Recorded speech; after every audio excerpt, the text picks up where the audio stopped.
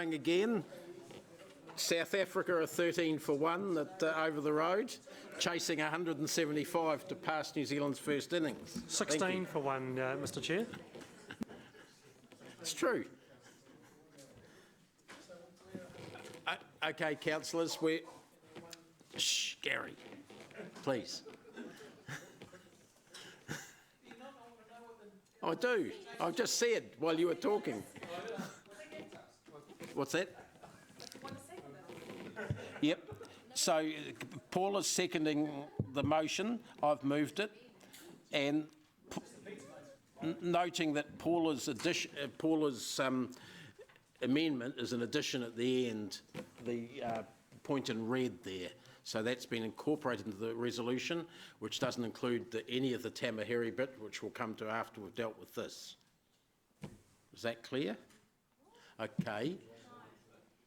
Sorry? It's not. No.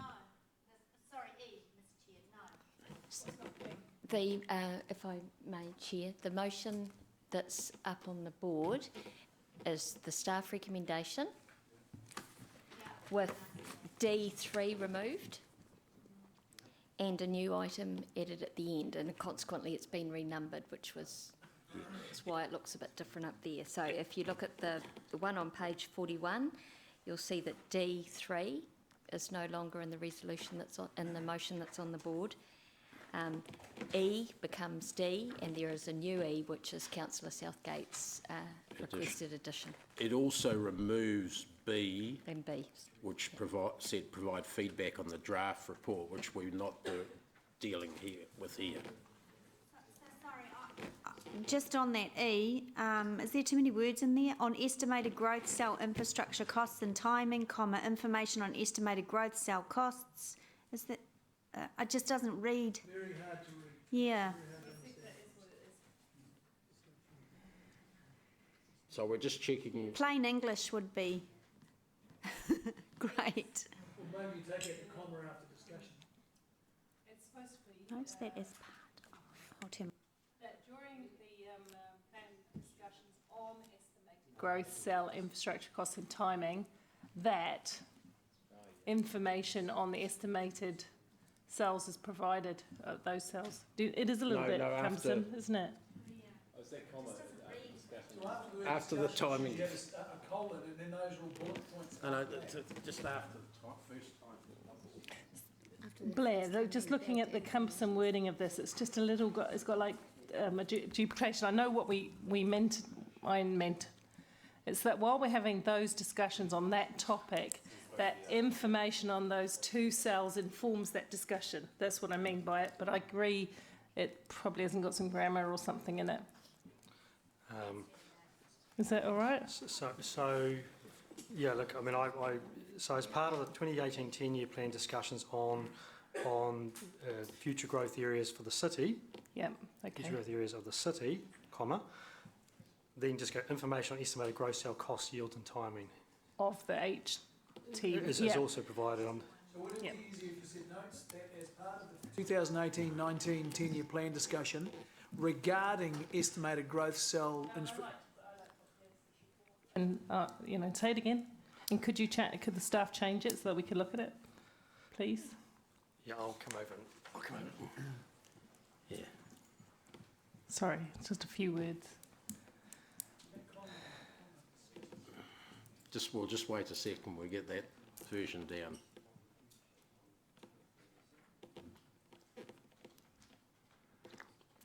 What's the score, Gary? 16 for 1. So we're ahead by 100. on a 17 bot for 1. Cricket. I asked if they'd put the cricket up on the screen there, but they wouldn't.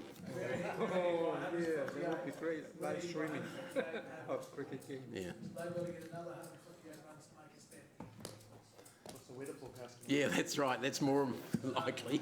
Is it going to rain? One day, so there'll be probably an hour and a half last night. They go to 6:45, I think, tonight, if they can. No. So are we right now? Yeah. Oh. No, we've only got one down.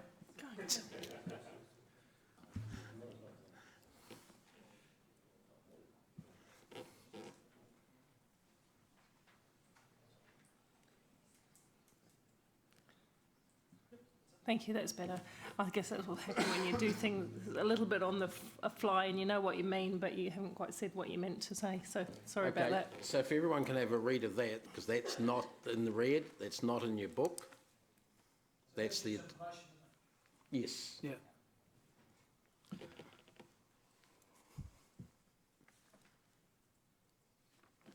Okay, councillors, that's the resolution before us now. It excludes any reference to Tamaheri. It's going to come up in a sec after this is... D3 has been removed. From here? Correct. D3 and B have both been removed So from what's in your book. Mayor Andrew. what's the cost? How much, is that a huge amount of work or not a lot of work? No, we'll keep this exercise relatively high level. We have actually prepared this information for the previous council and some of the discussions as part of the last long-term plan, so we will update that. I mean, obviously, as we get more closer to an HT1 coming to the city, that would be more costly, but at this stage, we can keep it relatively high level. So there'll be some cost, but not extensive. You're talking about principally staffing costs? Principally staffing costs. Yep. Okay, councillors, I personally don't propose to speak to this. I think we've had enough discussion on this one. Would anyone else like to? If not, I'm going to put this, but I will put it on the board, on the voting system. Okay.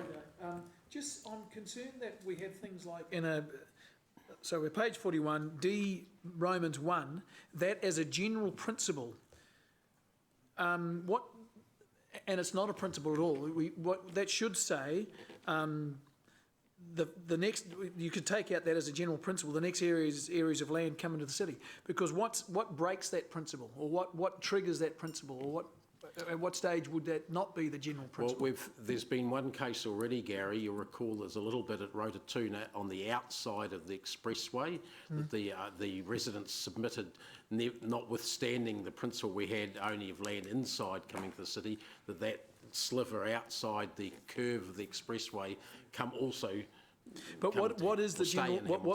Can you enunciate the general principle that we're relying on here? Well, okay, I'm happy to speak to it because I don't... I'm just trying to get some clarity. I don't propose that we have a debate over wording here. So I will speak to it. And no, we're going to take a strict order of speaking. If you want to speak, put yourself on the list and I'll speak as the mover.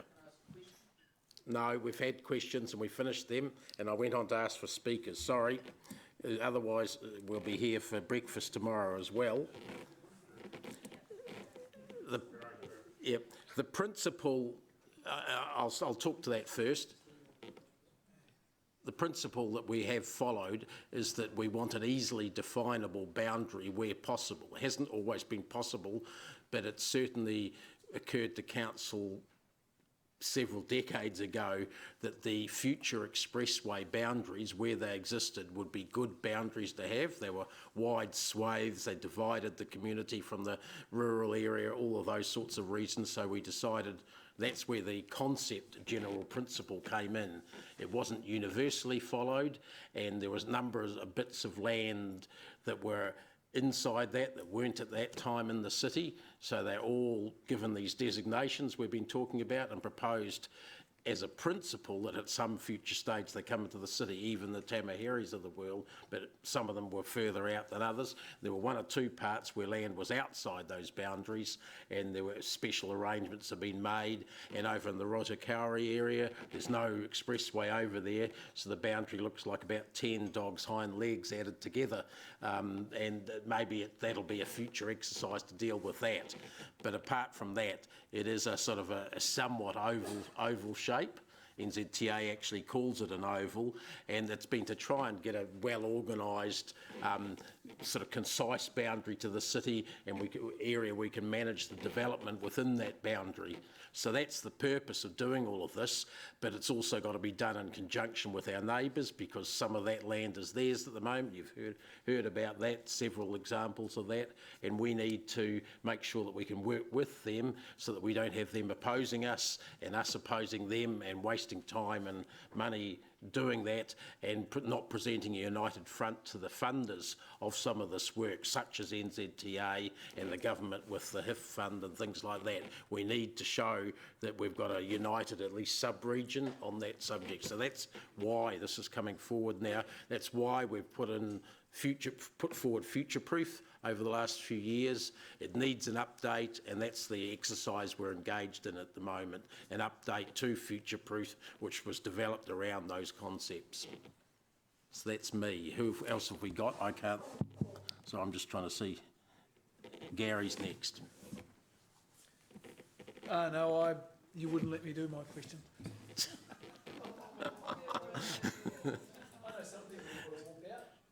Yeah.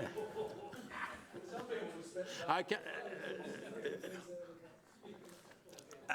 Anyone else wish to speak? No. Okay. We're going to move to a vote now. Thanks.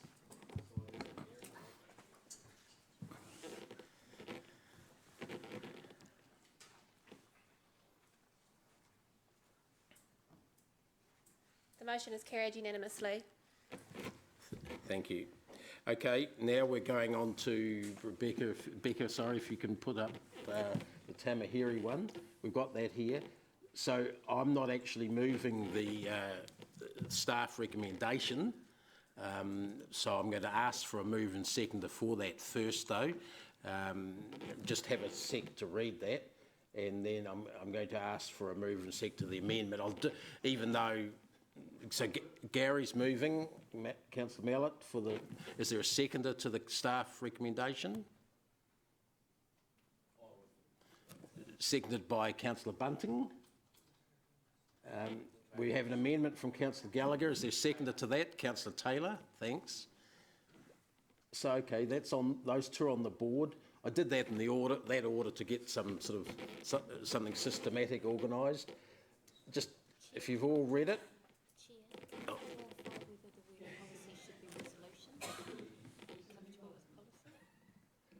Yeah, it's been pointed out by the governance manager that in the amendment where it says the existing HCC policy should read resolution.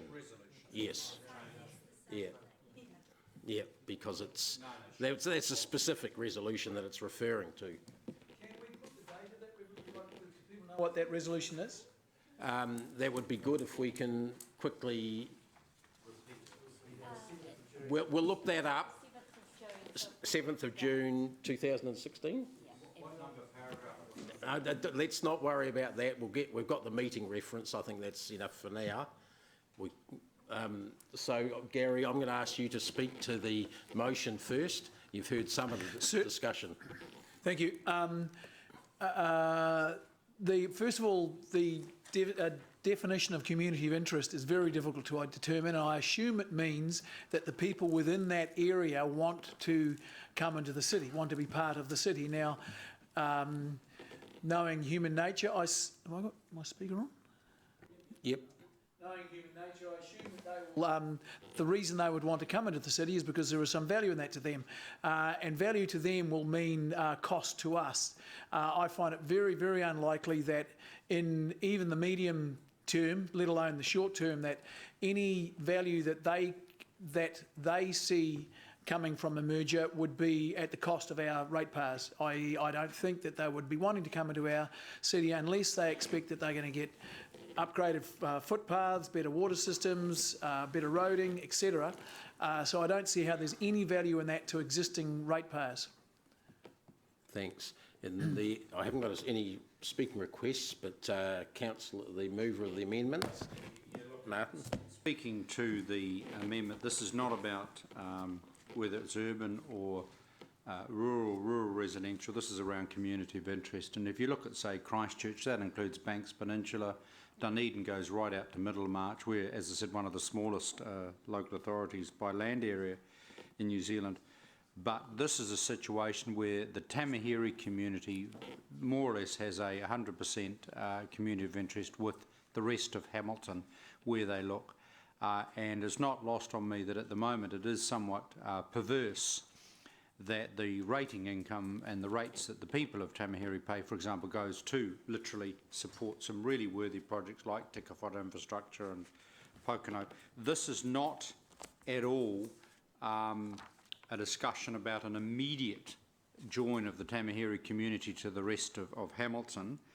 And I want to just place on record former councillor Wally Hayes and his successor Axel Beck from the Tamahere ward have done fantastic work around that structure plan and all the work that Waikato District has done.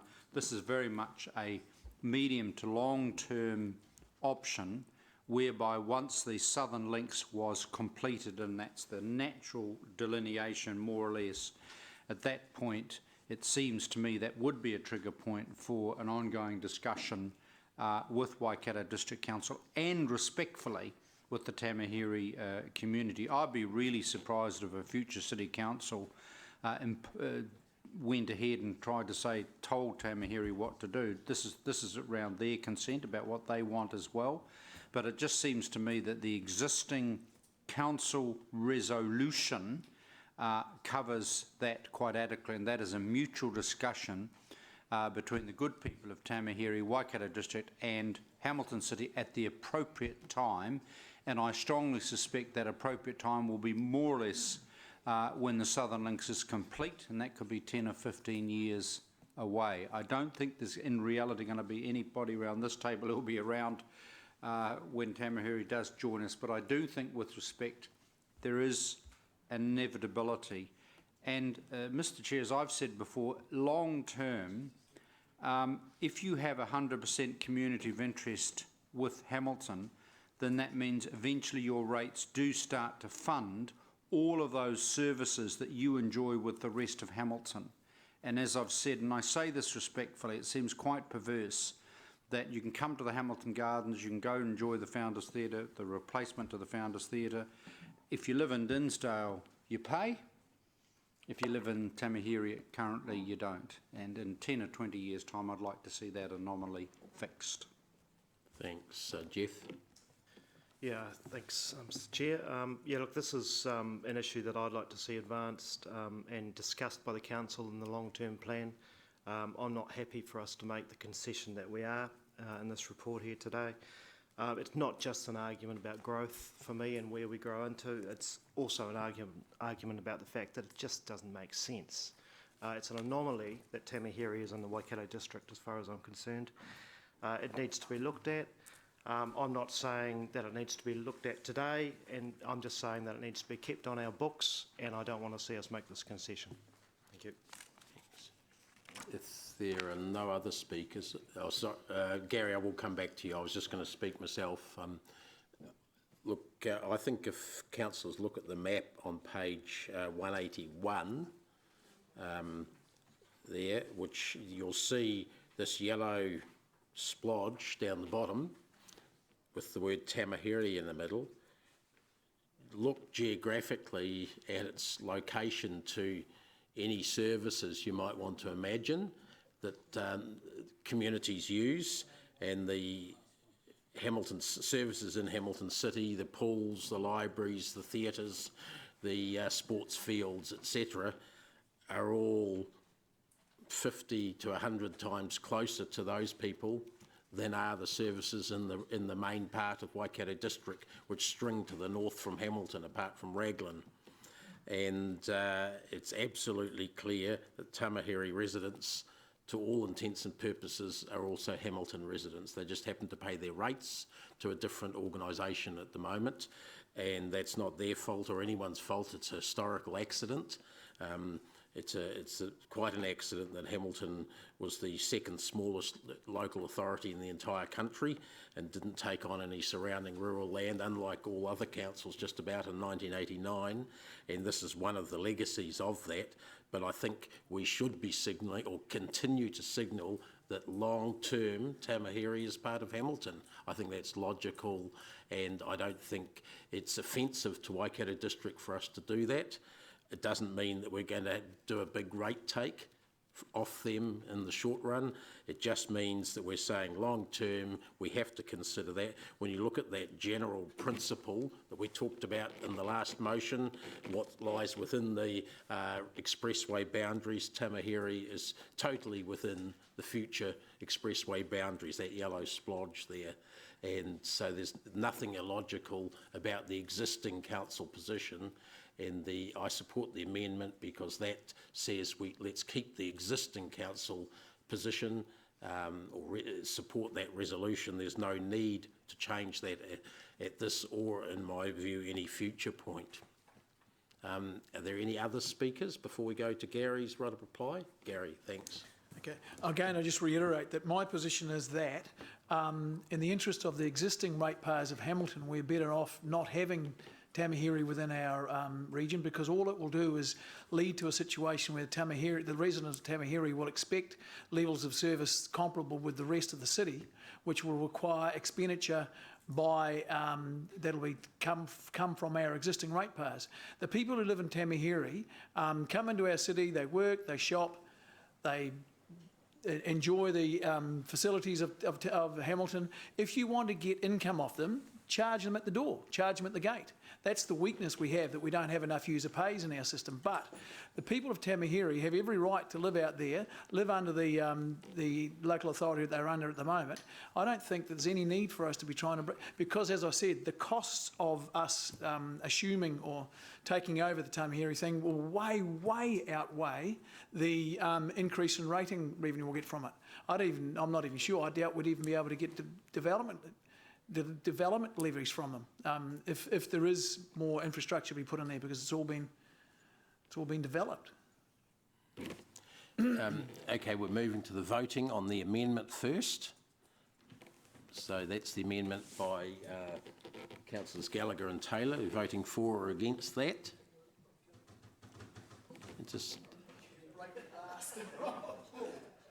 It recorded your vote, Rod. No, we haven't gone to a vote yet. Just let staff reset it. Don't bang it.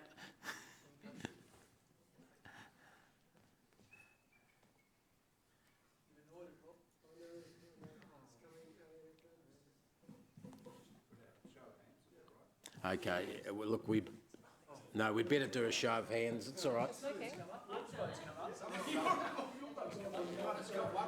Councillors, we're going to go to a show of hands. No, it's not working. It's not working. Look, councillors, we're going to a show of hands. Full stop. Okay. Those in favour of the amendment, please raise their hands. Becca's doing a count.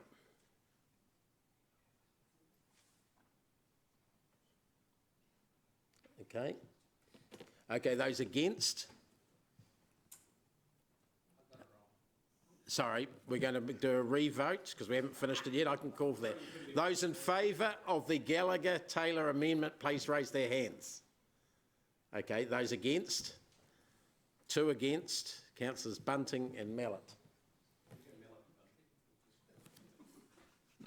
Okay, now we're going to try the motion itself. Sorry, the amendment becomes the motion, and we now have to vote again on that. It's now the substantive motion. So those in favour of the motion, that's unanimous. Thanks. Sorry, we'll get... So I'm not sure what's happening, but don't worry about it. Let's keep moving. Okay, so that's future-proof. Thanks, Blair and Susan. I'm just looking at... I think the speed management one we did want to do, there was a bit of a call to do that early, and then we're going to go to the rubbish and recycling, I think, because there's been a call for that before someone has to go.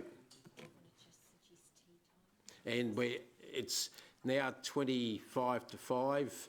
We're planning to break for a half-hour tea, which will be supplied here, pizza and salad at 6. That's the plan. All right? We might, but I'm not holding my breath.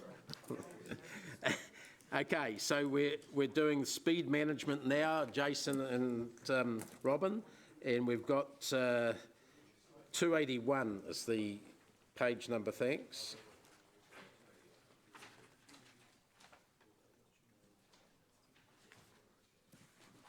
Jason, over to you. Or Robin, sorry. Yep, you have to put up with me again, sorry.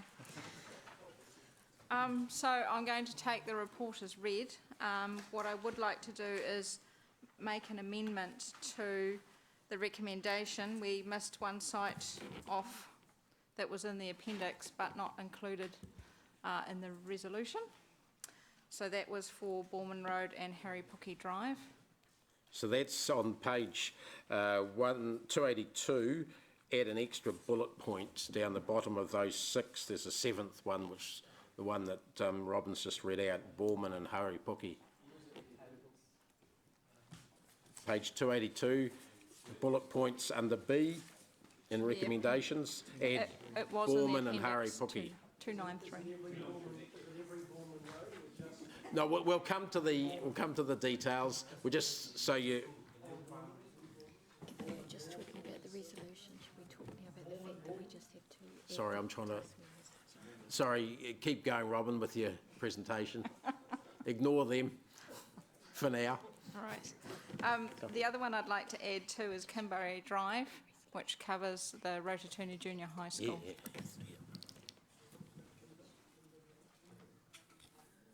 Sorry, Robin, I didn't hear that. Also like to add Kimberley Drive to cover Rototuna Junior High School. So that's an 8th bullet point. Yes, please. Kimbray. A variable 40. Okay, so look, we'll make sure we get all of them up on the board correct before we come to the vote. But what about the rest of the report? Do you want to say anything else? No, I'm going to take it as read. Happy to answer questions. Okay, questions from councillors.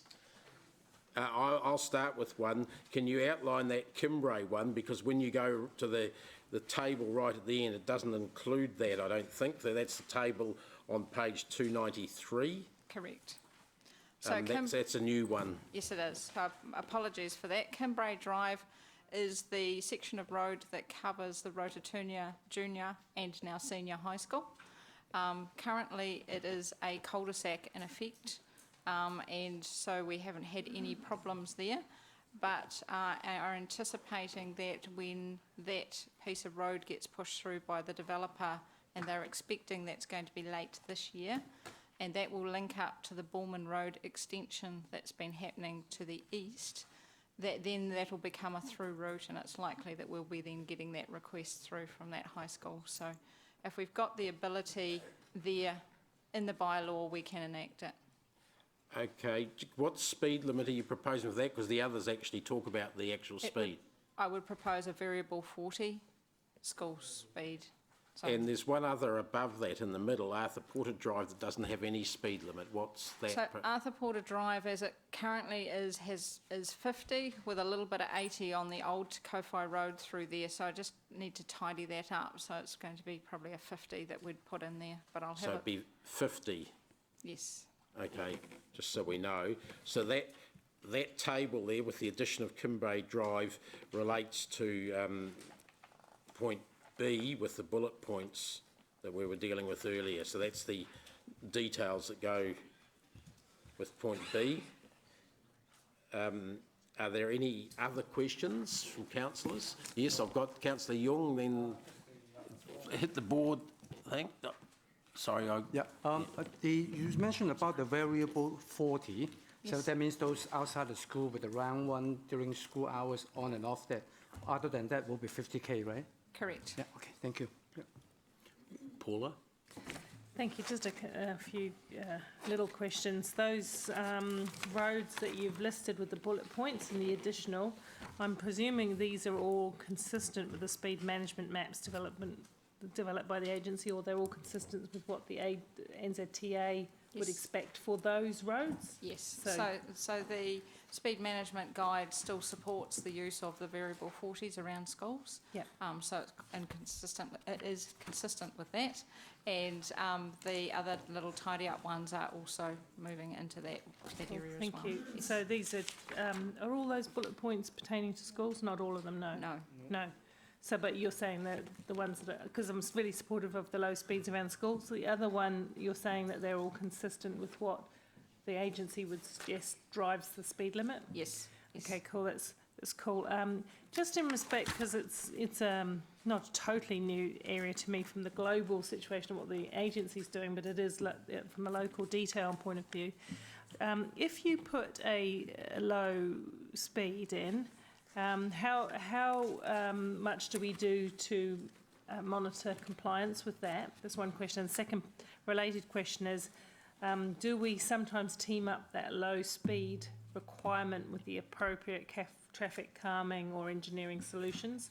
Because I used to live on one of the ones that went to 40 kilometres now, and I guarantee it didn't change any behaviour, that particular street. But I'm just wondering, it must be successful, staff must feel it's successful because you're continuing to roll out some areas? Yes. Yeah. So I guess primarily you're talking about the permanent 40k speed areas, and that was part of that regime of safer speed areas that we were working on. The work that we did, basically we went through a process and we looked at what traffic calming we thought was needed. It was quite a step back from what had traditionally been used for traffic calming. So prior to that, the general feeling was that every 100 metres approximately there would be some sort of traffic calming device, and so you'll be familiar with lots of streets around the place that generally there were speed humps that were used. With this piece of work we were trying to minimise those facilities because of the complaints that we have from residents who live adjacent to them because of the noise that they create, the vibrations and that sort of thing, and in some cases they actually attract inappropriate behaviour because they're good things to put a bit of diesel on and have a bit of fun. So we moved more to trying to provide and put in facilities that were things like splitter islands at intersections, so that slowed vehicles down as they were coming in and out of the intersection, but also provided a safe area for pedestrians. We looked at crossing points where pedestrians might be going across to a park or linking a walkway and that sort of thing, and tried to do that.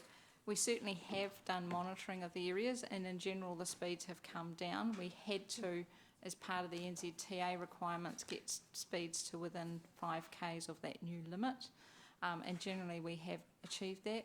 We actually found marking the 40k speed limit on the road very successful. So while we had signage and that at the entrance of the areas, drivers are busy looking for cyclists, pedestrians, turning cars and that sort of thing, often miss the sign that legally is required to be at that point.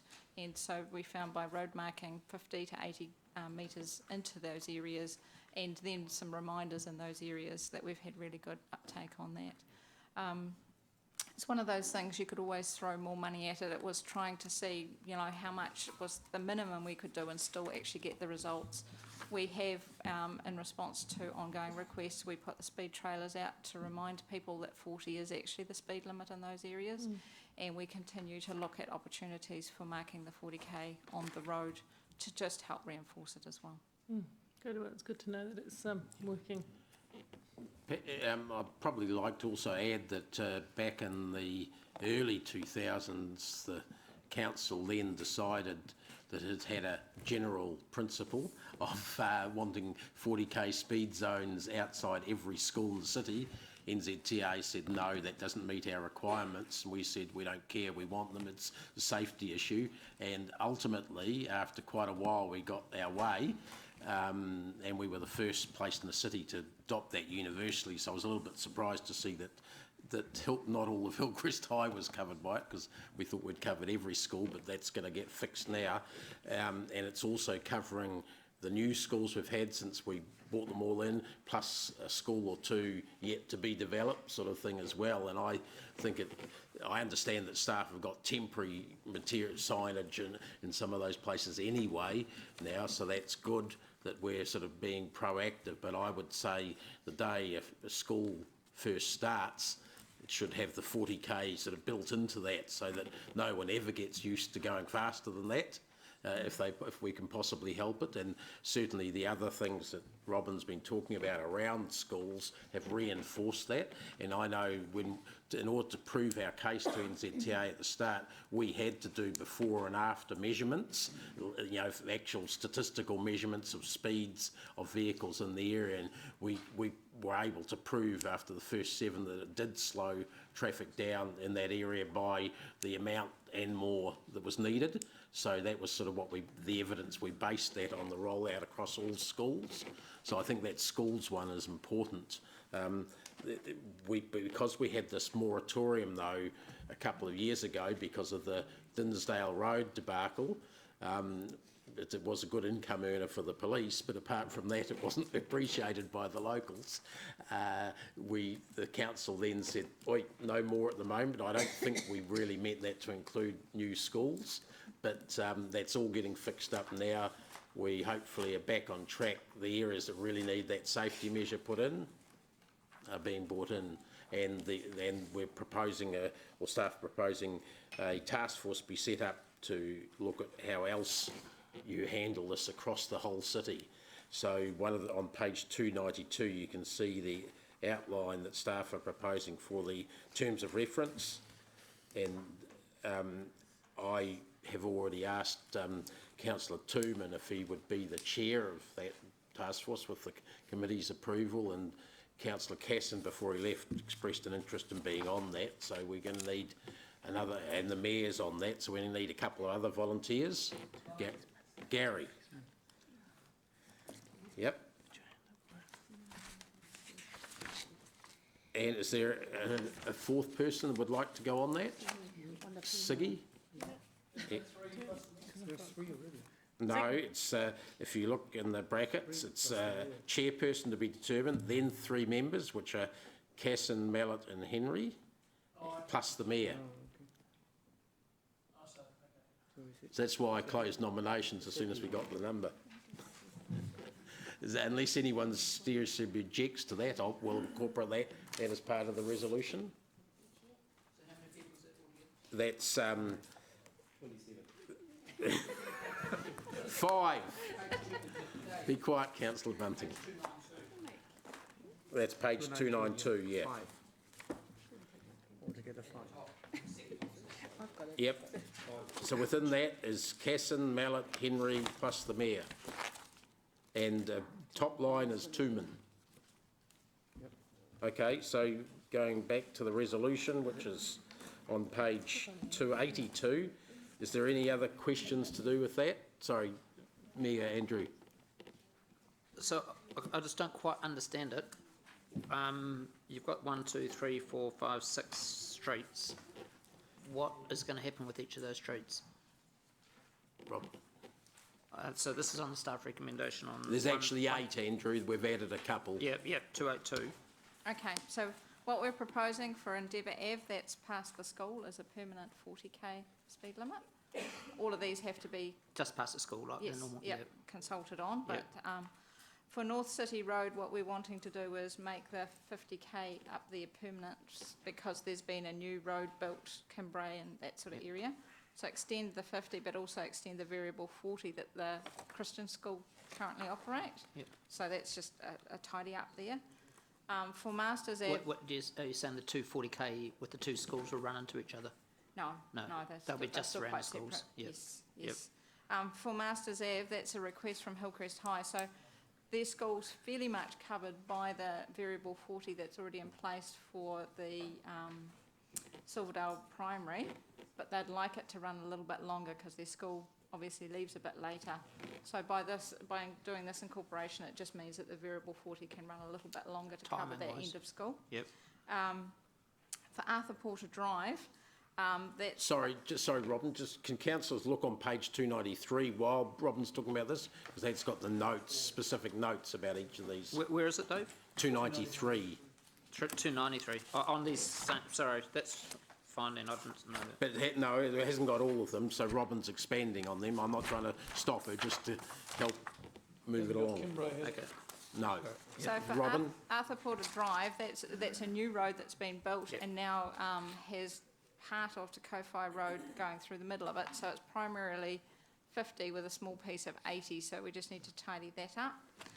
Rotokauri Road is where a new roundabout is going to be built to open up a new subdivision in that area, and that's all been designed for a 60k environment. It's currently 80, so we've been using the speed management guide to look at what the long-term speed limit would be for that. So it saves the developer building a roundabout that would be safe at 80 when actually all we need is something that's for 60. Yep. Knox Street's the 30. Knox Street's the 30 for the parking changes. Yep. Borman Road and Harrypuki Drive there's a Sylvester Primary School proposed on that corner, and that's to have a variable 40 put in place to accommodate that school when it opens. And Kimbray Drive is for the Rotatuna Junior/Senior High School, variable 40 again. Thanks, Rob. It's very clear. Thanks. We've got, sorry, is that all, Andrew? Yeah, that's very... Siggy? Yeah, just to the Knox Street, is it just because of the angle parking, it makes the road narrower? Is that why you do the 30? Yes, Okay. that's why it was proposed, yes. Thank you. Thanks. Gary? Just a little confused on page 285. You've got that little box at the top there, desired speed location. It's got 10, 20, 30, 40 for lower speed area collector roads, 60 or 80 for minor and major arterials, and 80 max for rural local roads. Is that something we're driving toward? Not, excuse the pun. Is that something we're trying to get to, or what? That is what the current speed management policy states for how Our Yes. current speed. So the current speed management policy doesn't have a 50k. No. So that was some work that was done some time ago, back in 2012. And what the recommendation is that as part of the task force, we will have a look at that policy alongside the new speed management guide and look at where that's going. My initial reaction is that we probably don't need that speed management policy moving forward. Sorry, because just to be clear, getting rid of a 50 would be very, very hard to do. Okay, so when you're saying getting rid of the policy, you're talking about this thing, That that box. grid on the top, which is clearly That's there's more to it than just that. Existing council policy. Yes. Yeah. Which was, that must have been done just before the last term, was it? Yes. Yeah, Yeah, okay, 'cause 2012 it was put in place and forms part of the policy which is included as attachment 1 to the report on page 287. Okay. So the task force is going to look at that, specifically that, and recommend things back to this committee. Sorry, and the other question I have, just on the recommendation as per 282, I think there are some words missing. A C notes that based on the results of the engagement, a statement of proposal report will be prepared. Yes, correct. Okay. Yeah, so Reading it at the moment, it looks like there has been one prepared or something, yeah. Correct. yeah, we'll add that in. At the end of the first line of C, will be. Thanks, Gary. So we've got Mayor Andrew next. Is this an appropriate time to introduce Dinsdale Road going back to 50 as part of this? So this, My preference would be, because this is about community engagement, yes it is, so it's not doing it, but it would be, my preference would be to have the task force look at that as part of a bigger package around those sorts of speed limits. that particular road has been huge upheaval. We don't, Andrew, that was the cause of us putting a moratorium on any further changes. And when we got, apart from all the tickets and that, we also had feedback from residents of the road supporting it. So there was quite a conflict, and we sort of kicked it to touch at the time. And there hasn't been, my understanding, any enforcement of the 40k in the meantime that we're aware of. I wouldn't be able to comment to that, no. Yeah, we certainly haven't received any complaints, the city, about that. But it's time that we surely we shouldn't be dealing with individual roads off the cuff here now.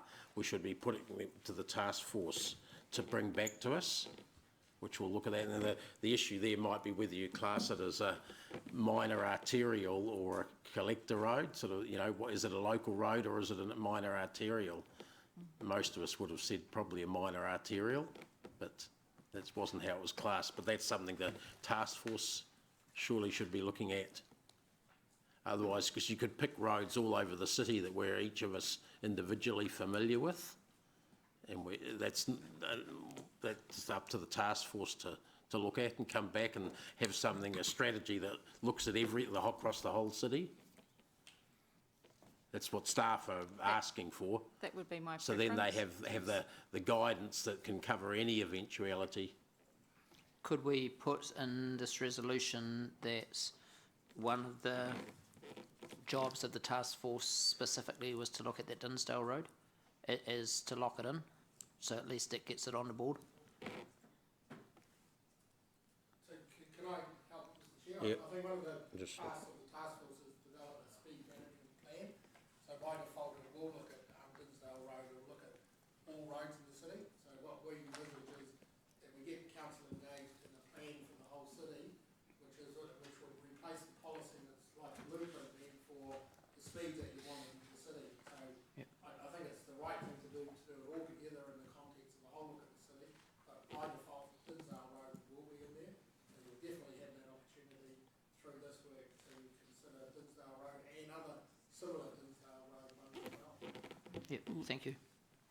And I think any councillor who wishes a specific road to make sure it's looked at can flick that to Leo or to staff, and any member, including yourself, should bring up anything like that. Yeah, I'm happy with that, though. Okay, thanks. Leo? I'm just wondering about the membership of the reference group. Since the police are the sole people who are responsible for speed enforcement, I'm just wondering whether there should be a member of New Zealand Police attached to that task force. It used to be, put it that way. Yeah, two used to be cops. So that would be. By date. Yep. Robin, had you considered that, having a member of the police traffic group?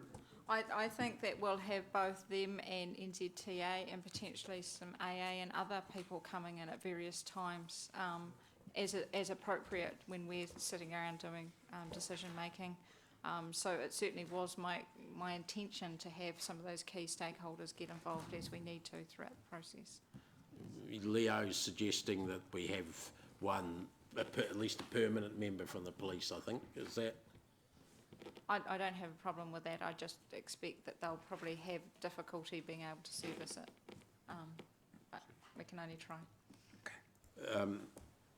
Well, how about that we put in there that the New Zealand Police be invited to provide a member for the task force? Yeah, I'd like it to be specific to a road policing member, just in case they send along the local community cop or something like that. So it's a fairly specialised area that we're dealing with. So. Yep. So I'm just looking for the page here. What is that?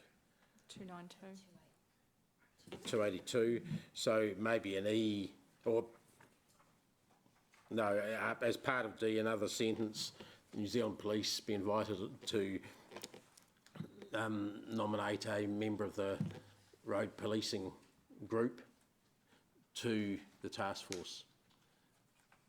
So I'm willing to move the whole thing with the addition of that, plus those two other bullet points that we added, and it's been seconded by Councillor Young, got him first. Are there any other questions? If not, any comments on this? I don't think we need to speak to it as such. We'll do a show of hands. All those in favour? Against? That's carried unanimously. Thanks. Thanks, councillors. So we said we'd get on to the rubbish and recycling deliberation report. Oh, sorry. Jason here, so why not we do item number 11 Waverley Drive. And, yeah. Probably a very good point. Because they're going back and back Sorry, again. sorry, yeah, Sorry, good point, thank you, Philip. thank you. No, so that's on, I think that's right, 267. He's trying to get you to go home early. Thank you, Philip.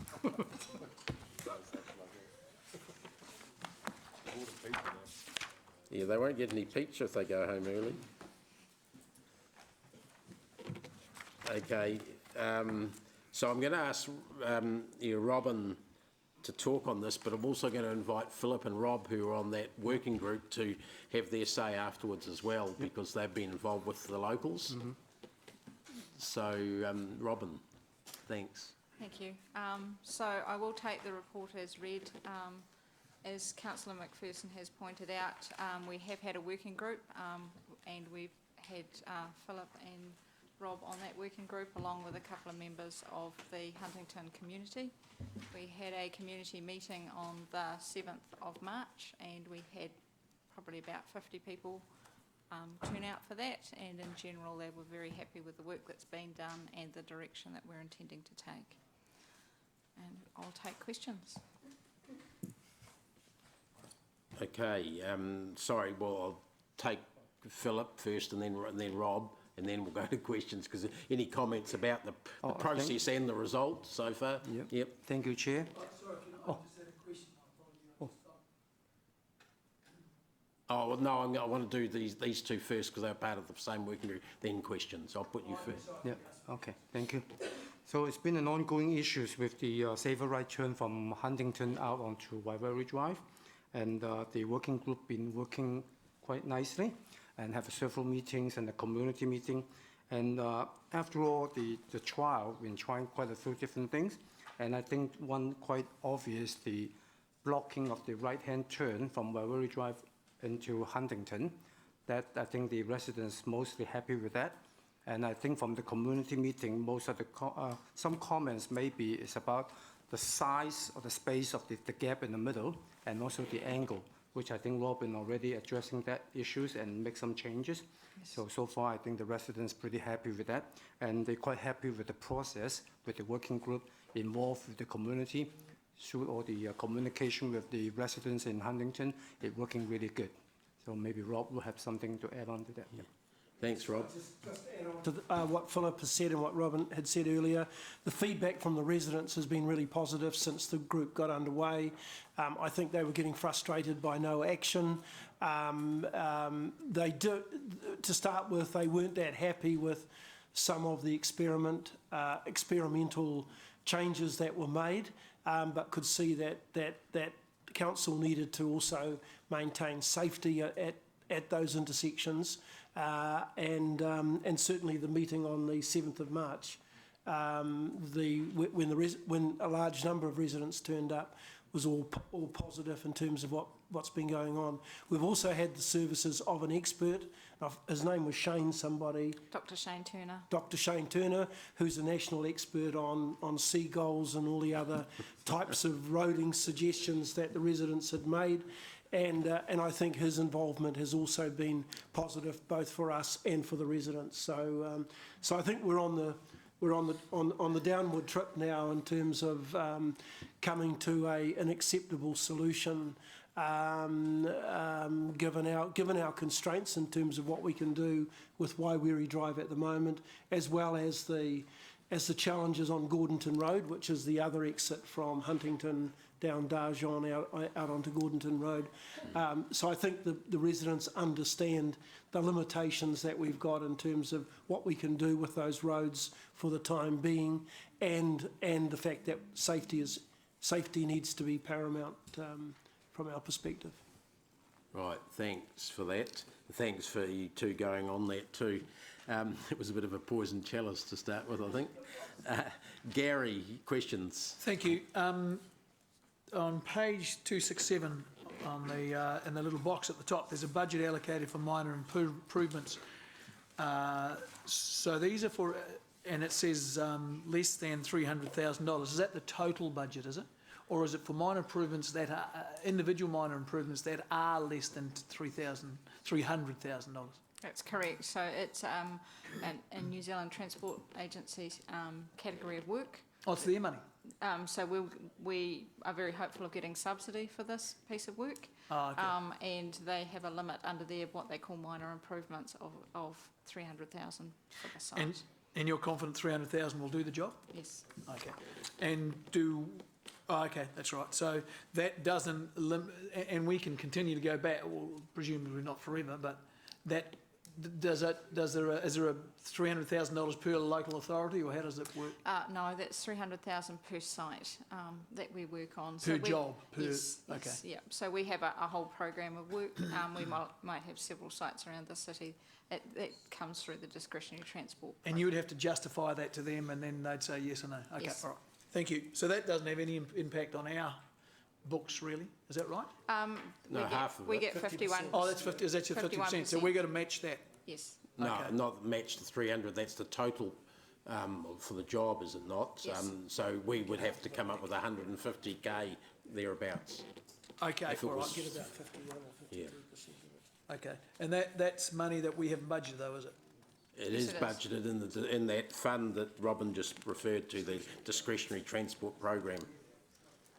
There's a fund that's available. In there for minor works, and then we hope that we can get half of it back from NZTA. Okay. If it All right, so Staff this are wouldn't go on risks and opportunities then? This would just come out of our... No, it would come out of our discretionary transport program fund budget line in a year that had enough to cover that, which is, I think, next year. That's what we're hoping to do next year. Yeah. Yes. Okay, thank you. Mark, thanks. Thanks, Dave. The was slowing Gordonton Road down to 50 or 60 k's an option that you considered? Because I'm just thinking of another hazard not far from down there is where Thomas Road comes up, and there's been a hell of a lot of near misses lately. Is that a consideration, or is that something we can do? So I guess that's the joy of speed limits. Yeah. We could put a sign up. It won't change people's behaviour, so people tend to drive by what the environment's telling them. Gordonton Road, It's 80k. so it is 80k. We brought it down from 100. Yep. The legal boundary actually runs smack up through the middle of it, just to Yeah. make life fun. So half of it's actually in Waikato district and is fully rural. Right. And in the Hamilton side, most of the development's actually been facing inward, so you've got a lot of fences, so you haven't got driveways and activity coming out. It's a similar problem. You know, we were asked by the residents if we could lower the speed limit on Wairere Drive also, and putting up a sign just creates an unrealistic expectation that people are going to slow down, and or creates a huge enforcement nightmare for the police if you could get them to commit to actually going there. Yeah, I'd like to challenge so- you on that just a little bit. If we're dropping from 80 to 60, that's a pretty significant, obvious reduction, and it would be a pretty easy pickings for the police to take that on. It wouldn't be too hard to enforce, would it? Well, they're not looking for going out and getting easy pickings, because otherwise we have a Dinsdale Road type situation come up again where basically people believe that we've been unfair and are creating a trap for them. As a suggestion for that, put that on the list of the task force, speed management task force, as a specific road to look at. certainly. You're not the first person that's asked the questions you're asking. Okay, cool. Thank you for that. I'm just moving on to Wairere Drive, point 41. They're looking at, I mean, that's budgeted to be 4-laned in 20 years. I mean, is that realistic, looking at the traffic flows down there at the moment? Because at the moment, in the mornings they're backed up, aren't they, from Yes, effectively down the whole lot? that's right. There's been big growth out in that area. Yeah. And the expectation is that we're going to have a good look at the timing of that work and the development of the next 10-year plan. Right, so would that have an implication on what you intend to do with the roundabout in Huntington East? Yes, Where it joins yeah, up? that would all be tied up as part of that. So having a good understanding of, you know, when the last 10-year plan was done, it was thought that it would be okay, that funding sitting out there, Yep. that there has been big growth. It's about understanding, well, you know, we've done all sorts of modelling, but what does the Waikato Expressway when that links in? Yeah, right. And the fact that we've now got the south-facing ramps going in at Resolution Drive is another connection through to. So that all impacts on the flow and where people get on and off the Waikato Expressway, and just how that therefore changes exactly what flows we get on Wairau Drive. Right, so so- we want to do a good piece of work to look at that, and then be able to come back through the 10-year plan process to look at, do we need to do an interim solution? Yep. Or can we do we need to jump into the longer term solution? Obviously there's big money implications if you go for the four laning. Yeah, big time. If you don't need to, then obviously desirable to look at whether an interim one is worthwhile doing. But if you pull it out too quickly, then you don't get your value out of that either. So. Right. So I'm more thinking of the roundabout in there. So you couldn't put a 4-lane scale roundabout and still keep it 2-laned? No, well, potentially you could, and that's one of the things that we could look at. Perhaps you 4-lane the section between Huntington East and the Gordonton roundabout only, and then do some transition to the west of there. They're the sort of options that we'd be having a look at to see what we needed to do. Yeah, cool. Okay, thank you. I had a couple of questions. One relates to the point Gary brought up about in recommendation C on 268, 300k, and I think the amount is wrong, and I want to put that to staff, not because I know how much it costs to build a roundabout, but if the maximum budget proposed is 300k, then our allocation should be 150k, not the amount that we're going to be getting NZTA to put into it, I would feel. Secondly, so I wanted a response on that, but I'm concerned. It seems a very high cost. I've travelled through there frequently and see the areas they're doing, and I think that I'm in the wrong job and should set up a contracting firm. If I could get 300k for putting curbing in where the orange things are at the moment, why the hell am I sitting here?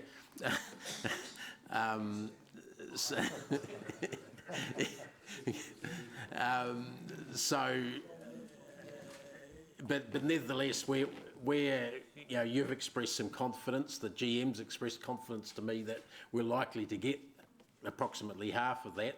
So why are we saying the allocation is 300k? Why aren't we putting some rigour into it by saying it's 150k? And if you can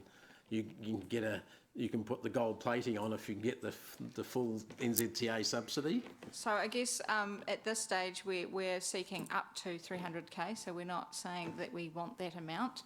We are doing some more minor works, as Councillor Young talked about, in that central area where we're trying to work out exactly what is going to be the best solution for the right turn component. That may mean that we need to pull out some of the island that's there, and that will therefore require building pavement. So yes, filling in a right turn bay, which is popping some curb and pinning stuff on, relatively easy. If we need to alter and start building some pavement, then that may cost a bit more, and we're working through trying to finalise that. So I don't have a final figure for you today, but I want, and I would be able to come back to you with that once we've done a little bit more work. Well, given that isn't it better that we actually do that, given that it's not going to start until next financial year, because there's no money in this year? That's correct, it is for next financial year, is what we're seeking. Basically what we want to do is get approval to include this on the programme for consideration, along with a whole lot of other projects. So my other question that follows that, the discretionary transport program, how much is in the annual plan total for that? So the discretionary transport program is made up of 3 lines of work. One is the public transport, which is for your new bus shelters and accessible curbs, which is, and I don't have the numbers with me, but in the order of about 100k. Yeah. Then there is the minor works program, which is in the order of about 565, I think it is, and that includes subsidy. And then we have the additional Integrated Transport Initiatives Fund, which has 900,000 of council funding, and we have assumed for the purposes of the books, council's books, that it's a straight 900,000, and then we look to try and get funding from NZTA by putting projects up which will meet their subsidy requirements. Sorry, my question was loose. How much in the pot that you're expecting to get this from? Which one of those is that? Not the PT one, obviously. No, I'd be looking for the minor safety improvements. So that's 565, of which there's actually only, that includes NZTA money. So Correct. in reality, only about 280K. Correct. Yep. So if there was only 280K of ratepayers' money and we're saying we'd spend up to 150K, I've got a concern this is one project eating up a huge amount spoken for the next year, and I know a whole lot of other council ideas are sort of floating around. Yes.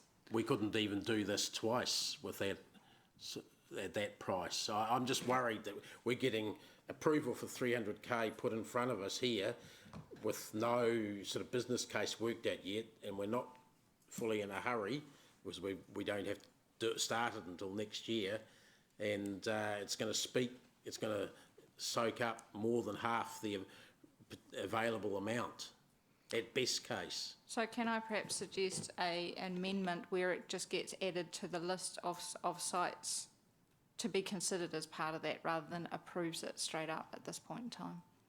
Well, as long as we decide we don't slow up whatever we're going to do, because We don't have people out there, definitely, we've promised them something.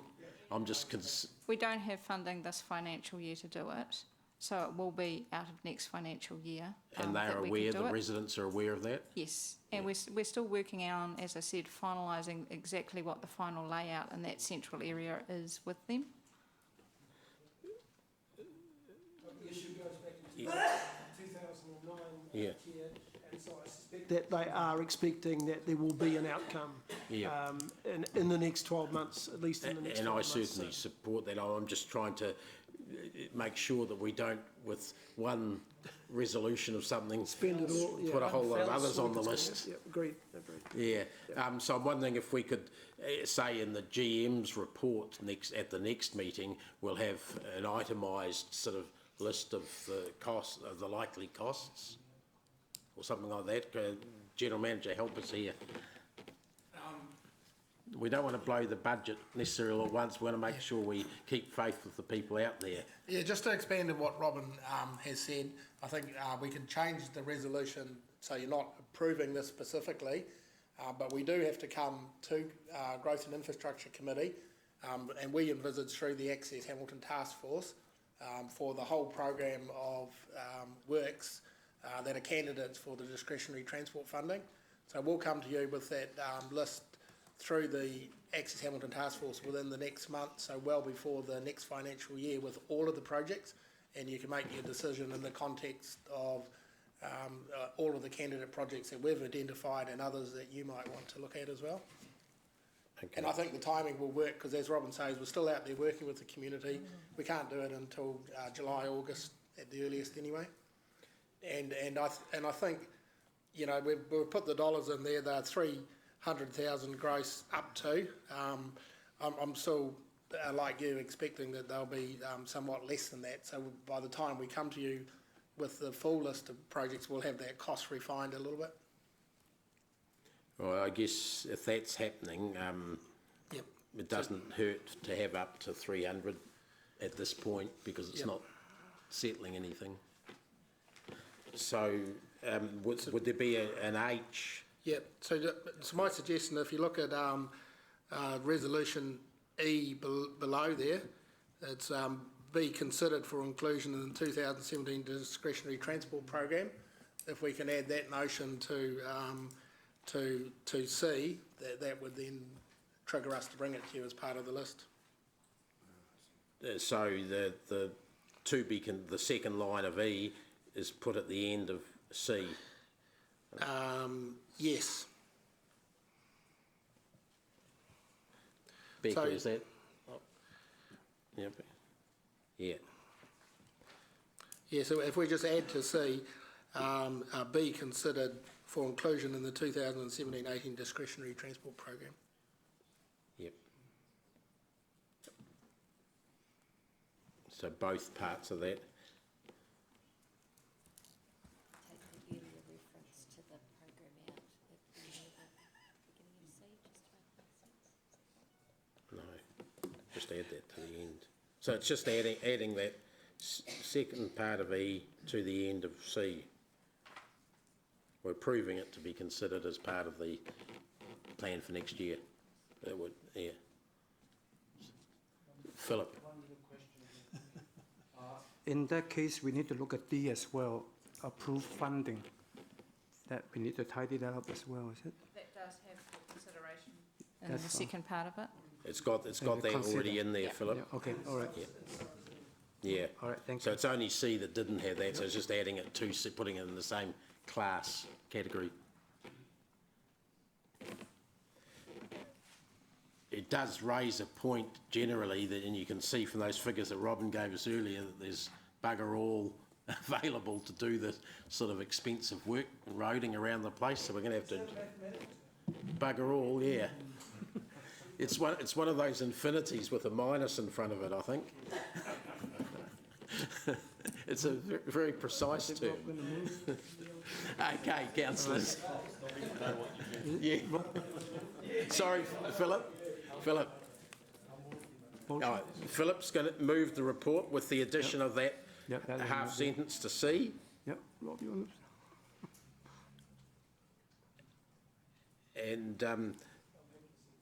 And that's seconded by Rob. Thanks, that's helpful. Any other discussion on this? If not, I'll put that, just show of hands. Those in favour, raise their hands. Those against, and Councillor Gallagher.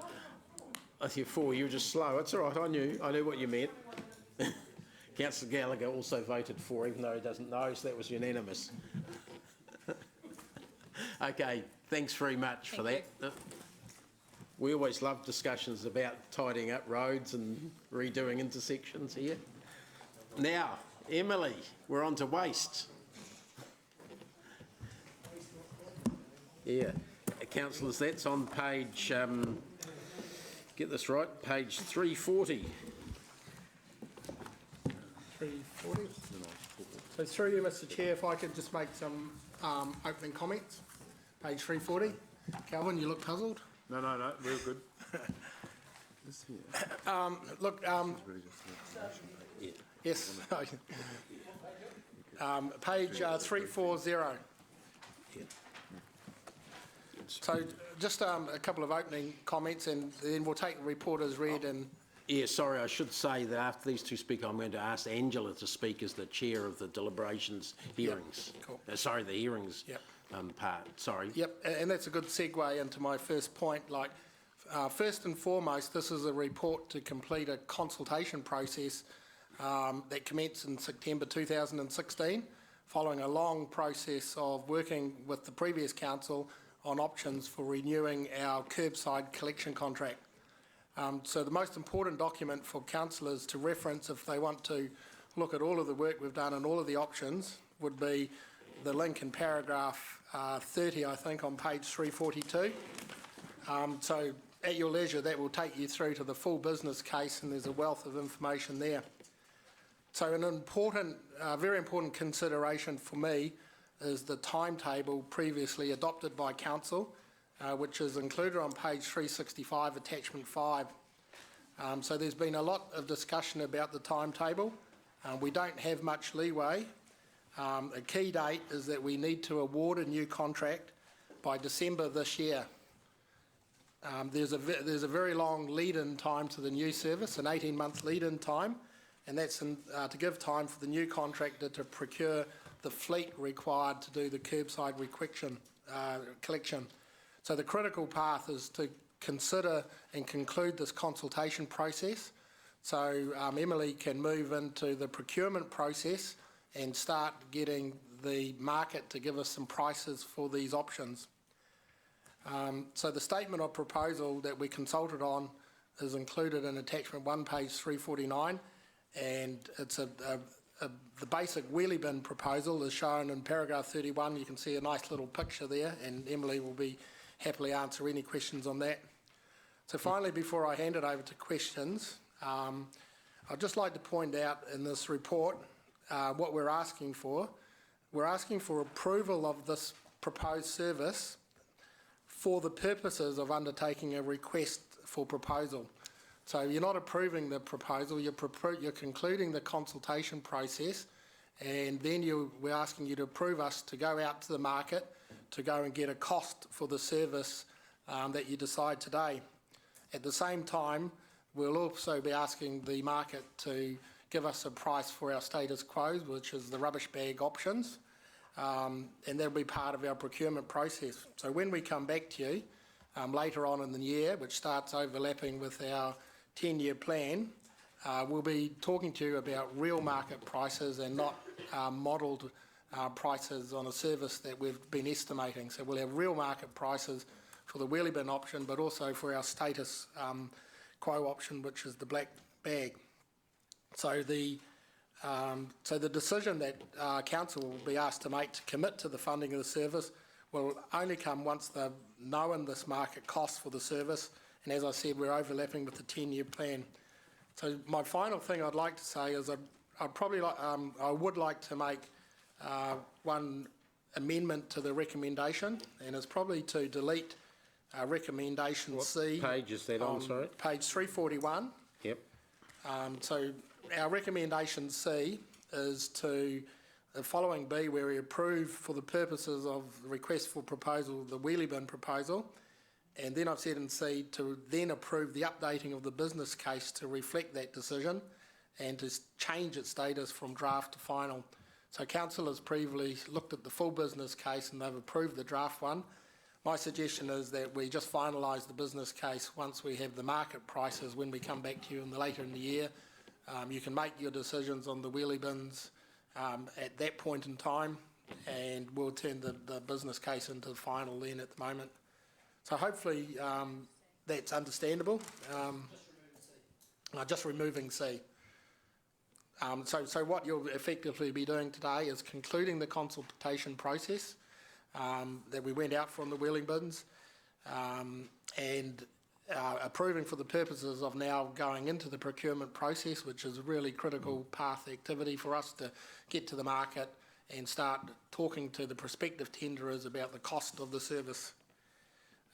What we've also asked you to do as we work through the process is to give us access to a task force to be set up, very similar to the task force that we had to develop the business case. It was a really, really worthwhile task force to have with councillors just for the various issues that cropped up. So remembering as we work through the process, there's a whole lot of aligned things that we want to do, and Councillor Gallagher, who was part of that, the one's dear to his heart, and that's the level of service discussions about in Anglesey Street. About how a housing review, we called it, where we've got to look at our housing stock and say which are suitable for wheelie bins, which are not, how do we provide bespoke solutions for different situations. So there's quite a few aligned processes that we need to work through to all come together at a point in time when we've got the cost for the service so we can make big decisions about looking into the future for our waste management. And so we think it would be very helpful to have another task force to do that. We've attached the terms of reference to the report, and we've left it blank for the names of elected members. My only advocacy there would be for Martin to be on it because he's shown a strong interest in that housing review stuff. It's a management technique. So the terms of reference is on page 367. Yeah. We'll come back to that. Just park that for the moment. And so we're happy to answer any sort of questions. Well, before that, I'd like to go to Angela because she ran the hearing session and organised the questions to be asked for staff to go away and look up and that sort of thing. Angela, thanks. Thank you, Mr Chair. Very briefly, obviously we heard the hearings over 2 days and a lot of people actually pulled out, so we're going to work with the governance team to try and refine that so that process goes better. But well, look, we had some interesting and differing views from the submitters who actually chose to speak at the hearing. And of course, overall, nearly 3,000 submissions. Now, I did actually read every single submission, and my strong message here to the committee members, I think I just want to remind you again to not be captured by only what you heard at the hearings, because it was 1% of the total of submissions. And when we deliberate, you need to apply fairly. Have an open mind and apply fairly the weight to the overall submission. So please don't be captured by that. And I know the Chair is more than familiar with deliberations process.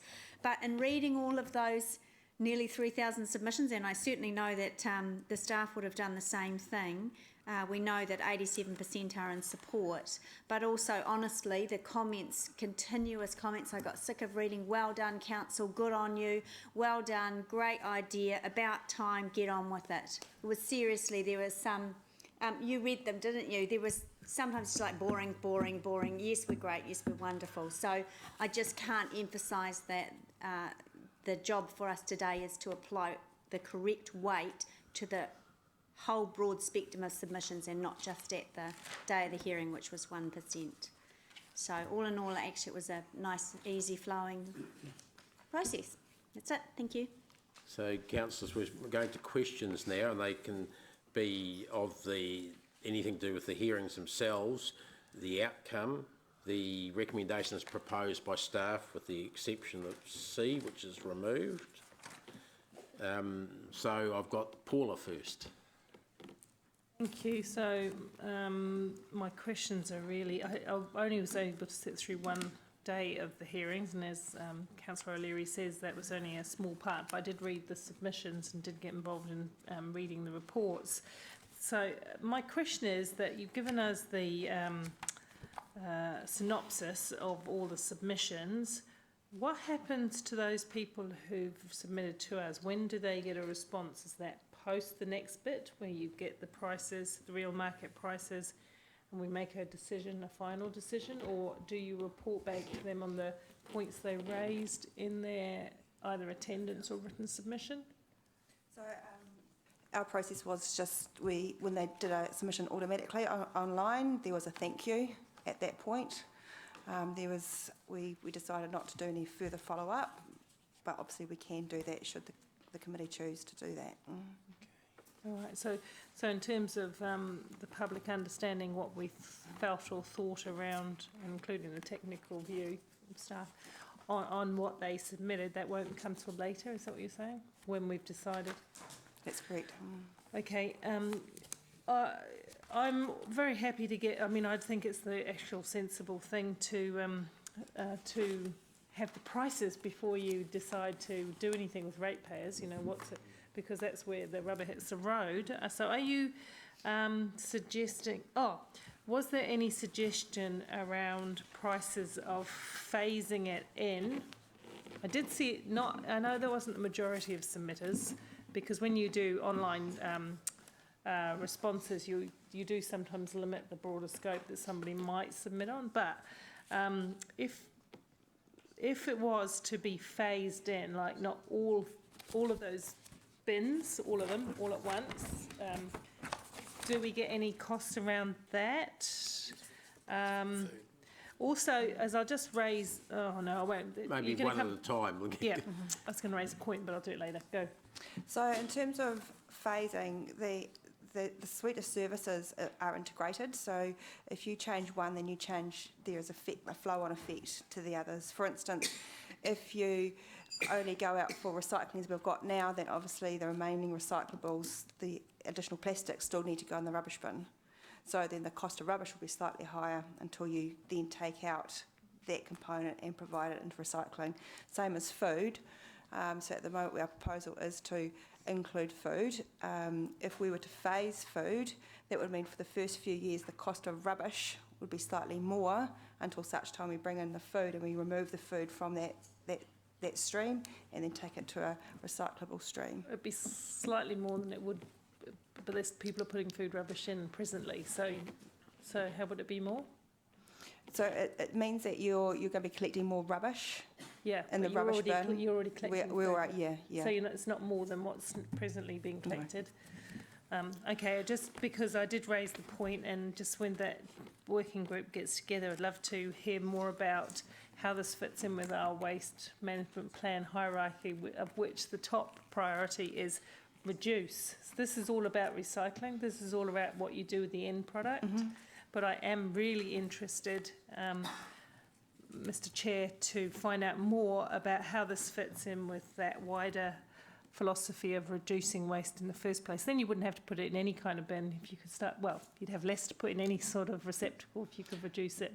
So one of the complementary projects that we need to do very soon is the review of our waste management and minimisation plan, and that is about the waste hierarchy, and that looks at how do we actually reduce at that top point. The curbside collection is about the removal of waste from properties. It's and recycling as much as we can. I could play devil's advocate and ask the question, and why would you do one well before the other? But there you go. I'll Paula, just we leave that did, hanging. when the task force initially met, the previous one, and when it presented its first report to the last council, it did have the relative waste diversion, waste minimisation quantums calculated in that, and it was presented to that was one of the first things we looked at, what was the best bang for your bucks in terms of waste minimisation. Oh yeah, I get that. I've diversion. done some work at the national level on this, and it just councils tend to default to the recycling focus more often than they do the waste minimisation, waste reduction. I'm just saying, and that's not just this council; that's all councils. One of the problems that we identified a long time ago was that the packaging industry had a huge effect in this area and was a national problem, not probably an international problem, but certainly not something we could easily influence locally. But sorry, I've got other questions. Have you finished? I have, thank you. Thank you. Rob. Thanks, Chair. Look, I sat through both days of the hearings. My questions are around, because it's a long-term contract, I guess I want to get a handle around the pricing so that we can move forward with some stability with pricing going forward. And I think the more bespoke services that we offer, the more variable the cost is going to become. And I'm just a little bit worried about the multi-unit dwellings and the assisted collection services, which you've covered in 48 and 50. I presume there are other cities who have solutions to these particular issues.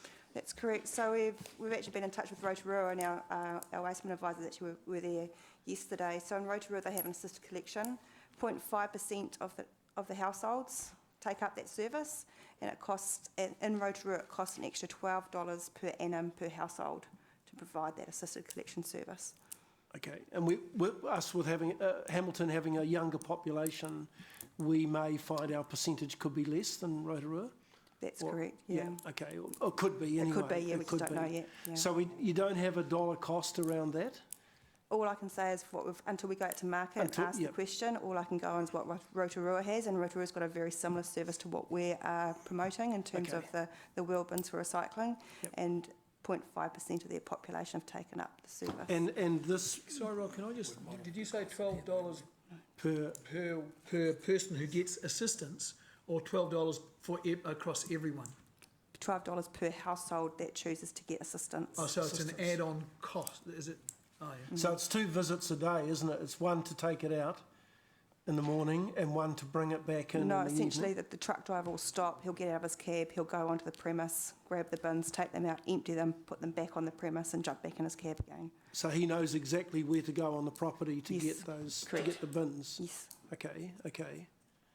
And they charge effectively $12 per annum for that? Yeah, so all we're doing is we're paying for the extra few minutes of the driver's time to go in and collect the bins from the premise. So is that $12 per collection or $12 per annum? $12 per annum per property. Per property that he actually goes on to, okay. Yes. Well, that sounds pretty cheap to me. But again, we don't know that until we've gone out to market. Yeah, understand that. Yeah. So, and the other bespoke service, which I think did appear to be a major problem at the hearings, is how we deal with the multi-unit where there isn't enough room out the front. So assuming the tenants put the bins out, there is simply not enough curbside room to put the various containers. So we already have some bespoke services in Hamilton already where they can't place the black bags on the curb, especially in Rototuna where they have the apartments above the shops. And they're provided with a big wheel bin, mini skip bin out the back there in a designated spot, and the truck just comes in and collects that. So we'll be able to put those costs together in terms of once we're down to having a cost to pick up everyone else's rubbish, these bespoke services can be added to that. Yeah, we'll be asking the question through the contract. At this stage, we won't know what the solution is yet until we get to the point that we have a contractor on board and we start negotiating, and then we can actually look at specific properties. But we will certainly be asking that question through the contract in general terms. So are you comfortable that these bespoke services and any others that I haven't covered there are not necessarily going to make the contract significantly uneconomic? Because I understand originally the pricing was that once we'd bought the bins, or whoever has bought the bins, then the cost of the new contract was likely to be not significantly higher than our existing arrangement with black bags being picked up. So we're not considering it to be significant additional costs. You're not, even with the bespoke services? To the householders, yeah.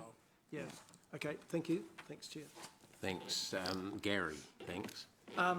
Just sort of the financial impact of this thing, and I'm just, the $12 million that changed from a deficit in 2018-19, surplus from a 2018-19 to surplus of 7 million changed to a $5 million deficit in 2018-19. One of the breakdown reasons for that was this. Is that correct? Or you may not have seen that, Emily. Yeah, I think certainly part of that was the $3 million provision we had for bins. 3.5, I think, from memory. Yeah. 2.9, I think. 2.9, just under 3 million. Oh, was it? Beg your pardon. Yeah. Okay, sorry. So at that time, that provision was made in council's books on the assumption that we would just have recycling wheelie bins.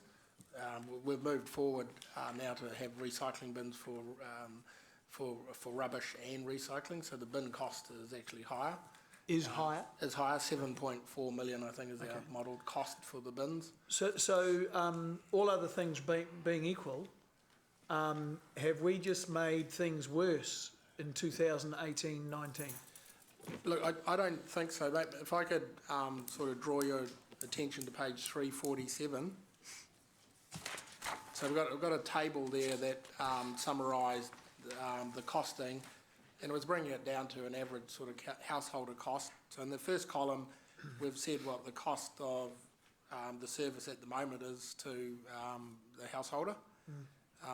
We expect that, we've had a 20-year contract and that we haven't been market tested. So in our modelling, we assume that the costs are going to go up. We'll be absolutely delighted if we get a really hot market and we get a really competitive price, but we've assumed that our price will go up to $132. Now, our modelling under the level of services option. Sorry, I can't see. Where's 132? 132 oh, at right the bottom of the middle sorry. column. I can see it now. So what we're suggesting is we think that the wheelie bin option will be cheaper than your updated market cost for our current service. Now, that is largely driven by the reduction in weight that will go to landfill and land disposal costs. There are assumptions in there about the cost to take refuse to landfill over time. Government is incentivising waste management through sorts of levies, etc., and dumping fees. So all of that's been modelled in there, and that's we worked through as the last council to say there is actually an economic case for the wheeling bins that will be cheaper than an updated service status quo service. We will test that through the market and then come back and prove and show you what our market says as opposed to the modelling. There is one little issue to note there though. If you look at the $115, that's a cost to council to provide the service, and under the black bags, you'll see there's no cost of black bags to council. But at your current service, every household every year is one black bag costs you 27 cents, I think was the figure. So if you add up times 2 a week, or times 1.4 a week, times 52 years, everyone is spending $20 a year on their black bag. So that's a household saving they will make, which sort of offsets the cost of wheelie bins. There's a bit of a transfer of cost onto council's books. But I guess my point is, we think in the modelling we've shown you, because of the cost of going to landfill, it will be cheaper to do this because it's going to, in our modelling, really mean a far greater diversion from landfill. Okay. The on page 334, sorry, 343, there's a photo of 4 bins out. Yep. That will that ever happen? Yep. So the proposal that you're going to be deliberating on soon, those were the suite of 4 bins. So the big yellow one was the recycling bin. So lots of volume. So you can put lots of yellow topped one. The yellow top. You can see down sitting on the ground is the glass bottled bin. We've indicated in the recommendation that we will test a pricing option for people just to tip their glass into the yellow tip bin, so that would reduce one of your containers. But there is contamination issues and then cost issues, but we can test that through the market. The red bin is 120 litres for your refuse, and then the food bin is the other one. Okay. So that is the suite that you're deliberating on today. Okay, so with options and pricing. Yeah. And so paragraph 42, the last bullet point, the proposal requires the community to put more effort into separating waste and moving up to 4 bins per collection day. So I thought some of these were fortnightly and things like that. So when you say up to 4 bins, you're saying every fortnight all 4 will go out, and every other week 3 will go out, or 2. If I just take you to the resolutions on page 341, so what the proposal is that you're deliberating on today is rubbish in the smaller bin to be collected every week, the recycling in the 240 wheelie bin every week, but we are going to get a priced option to go to fortnightly. So our default assumption will be a weekly collection for rubbish and recycling, but we'll have the pricing there to say what are the impacts of just doing the recycling every second week. So it's likely that every week every household will put out 4 receptacles. Well, it's likely, but there is a possibility that it will only be every second week, every fortnight that will happen, but every week at least 3 receptacles will go out, won't they? Through the consultation, we heard from a lot of households who said, hey, look, I'm never going to fill these bins. We've got a lot of households now that on average put out 1.4 bags, which is only going to be 3/4 of a bin. If we take out food as well, then it's likely that those households may only be putting out their rubbish bin every second week. So you've got to consider, what we're going to do is we want to promote the community putting out the bins when they're full, not when they're half full, if they can possibly do that. What's there is no incentive in that. There's no monetary gain to the household to do that, is there?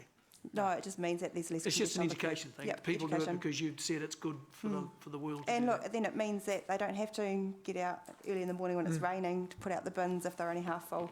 The only exception for that is food. We would recommend that goes out weekly, especially during the summer months. Yep. Okay. So okay. All right. Thank you. Thanks, Siggy. Thank you so much. Look, well, Councillor Gary just actually said something that I just want to go a little bit further. And it is really about reducing waste, isn't it? That's what it's all about. We want to reduce waste because it costs a lot of money. Is that right?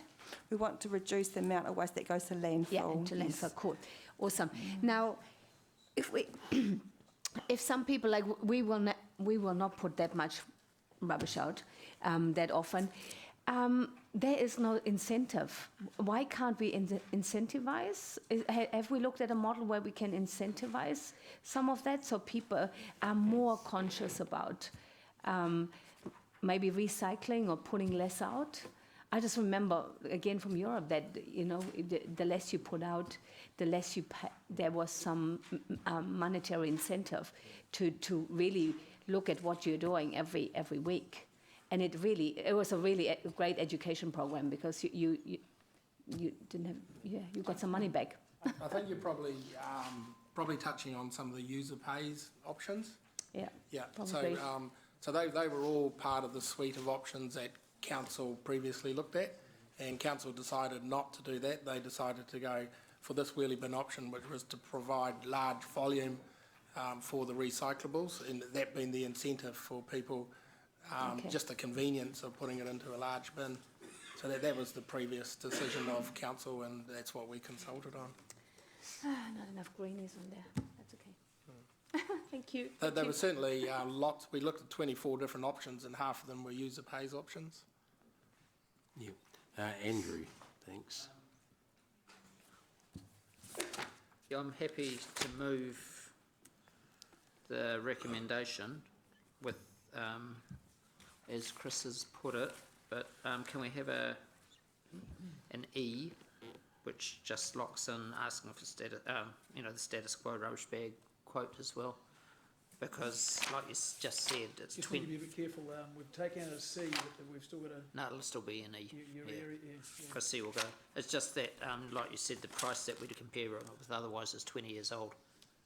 So, on your graph there, which is a long way out of date. I just want to, I'm going to have the move, but I want all the questions, options first. Yeah, because I know, but so I'll cut, let me. And I'm flexible on that too, if people want to. Yeah, so there's only Philip to go, so yeah. Because I did ask about the dual system bags and bins as well. Look on page 362. Thank you. It's really good to see those from the Rotorua Council, and I love that truck. Now, I just wonder, the second last, is the dual system working smoothly? I just don't get it. I mean, collecting bags actually less than the wheelie bin. But when the truck pulls down there, move the bin, stretch out the arm, take it up, put it in, it takes a lot longer time than just throw a bag in the truck. So I could actually put in writing the quote that we received from the Rotorua staff members about the dual system. The only way I could explain it is that they didn't like it. It was hard work to make it work. And they certainly wouldn't recommend it. But I just don't get it. Why? I mean, taking the bin would be faster than throwing a bag in the truck. I just don't get it. Well, when you've got a single driver operator truck, which we have with this, is that the truck driver doesn't actually get out of their cab. They drive along, the arm extends and Depends takes on it. how people place the bin. Whereas with the bag, they have to get in and out, or they have to have a runner. So if you've got a runner, then that's double the labour costs, so you're increasing the costs of the collection service. And the health and safety risks. And then obviously there's health and safety risks as well. I still don't understand, but it's okay. It's all right, thank you. Okay, look, just before we go to the motion, Andrew, I just want to check the membership of the task force that's going to look at this as well, so we have that wrapped up in the motion. And I spoke to Councillor Bunting about chairing that, and he was interested. So I'd like to propose that in there. The General Manager suggested Councillor Gallagher, and he's gracefully accepted. That's qualified. I do have a dynamic of this, which, to quote Julie Hardacre's Clean Streets program, in terms of how do we use this to achieve. Just whether you're willing to be on. I'm happy to be there for that, but I really think it's really important. Get this. Look, there's people like Paula Ziggy, there's a whole range of good people with expertise, new blood. Yeah, but you used to say you were a new councillor. That was the last term. So, Mr. Chair, we could have a task force, because there's a number of projects, and the housing review's one project under there, so it could be that Councillor Gallagher just inputs into the housing review project. Yeah, I did wonder why Ben Hur wasn't on here, because when you look at the the actual list there, he's the only one not listed in the whole world just about. there's every It's a big project. every expert and presumed expert you could think of, and a few more. Would they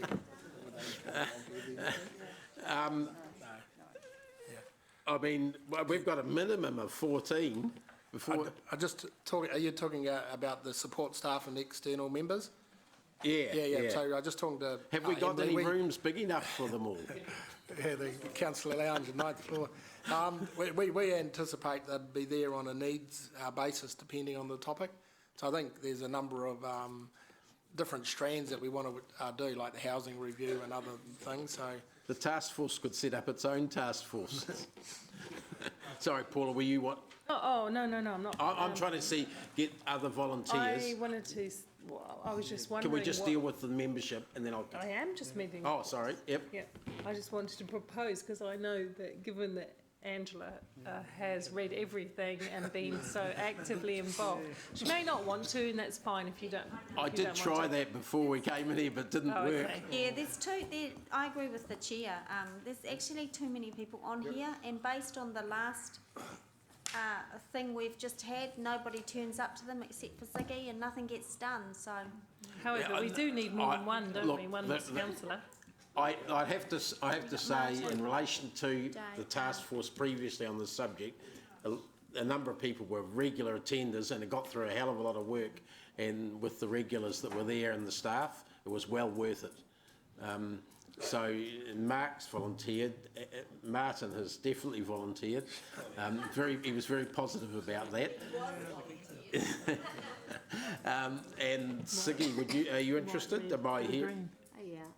Yeah, and I'm willing to go on it if necessary, but not... I'm on the speed thing too. Yeah, I know, so that's why I wasn't pushing it. Is there anyone else interested? Speed limit and get rid of...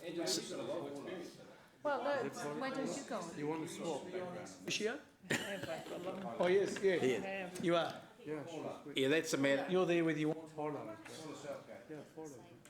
Well, look, no, we're not going to arm twist people. Do they want to go on it? Yes.